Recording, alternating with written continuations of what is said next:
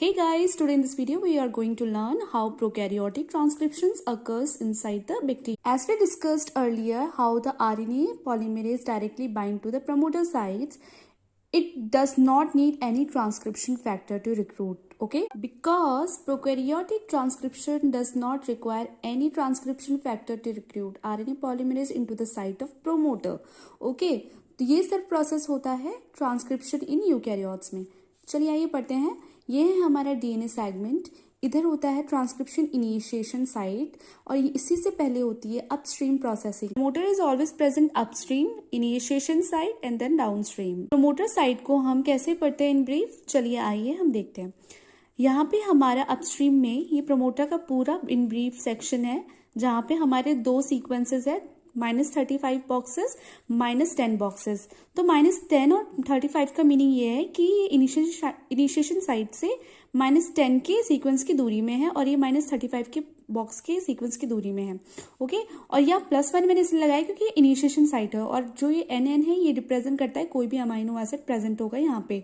Then इसके बाद में इनिशिएशन साइट के बाद में आता है हमारा डाउनस्ट्रीम प्रोसेसिंग। ये बॉक्सेस के बारे में आपको क्यों बता रही हूँ, क्योंकि ये हमारे कॉन्सेंट्रेट सीक्वेंस होते हैं।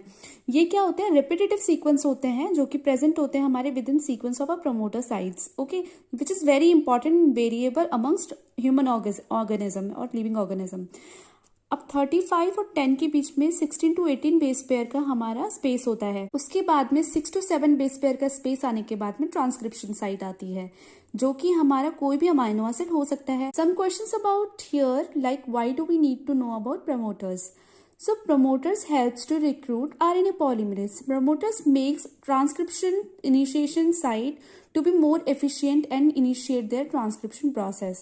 Okay. Stronger promoters हमारे 40 to 60 न्यूक्लियोटाइड होती हैं upstream region. It has 80 rich sequence known as UP elements और upstream promoter elements. Last video में आप जाके देखना, मैंने बताया पॉलीमरेज दो कंपोनेंट से बनती है, सिग्मा एंड देन ये 4 हमारे सब यूनिट से दो कंपोनेंट होते हैं। भी ऐसा होगा प्रमोटर साइट में हमारा आरएनए पॉलीमरेज जाके बाइंड होगा by the help of alpha C terminal domain subunit, जो कि आरएनए पॉलीमरेज में होती है। आरएनए आ गया अपनी प्रमोटर साइट्स पर, तो उसके बाद में सिग्मा फैक्टर आता है, रिकॉग्नाइज करता है प्रमोटर सीक्वेंस को एंड देन इनिशिएट करता है हमारा transcription process. Factor 8 to 9 nucleotide base pairs का होता है। सिग्मा फैक्टर की बाइंडिंग के बाद में हमारा ओपन कॉम्प्लेक्स सिस्टम बन जाता है। इसमें हमारा जो डीएनए कॉम्प्लेक्स होती है बबल फॉर्मेशन फॉर्म कर देता है, जिससे हमारी ट्रांसक्रिप्शन प्रोसेस होती है और इलॉन्गेशन होती है। The help of these two enzymes हमारा जो हेलिक्स स्ट्रक्चर होता है वो ओपन और क्लोज होता है। वीडियो का आएगा part 2। Thank you so much for watching my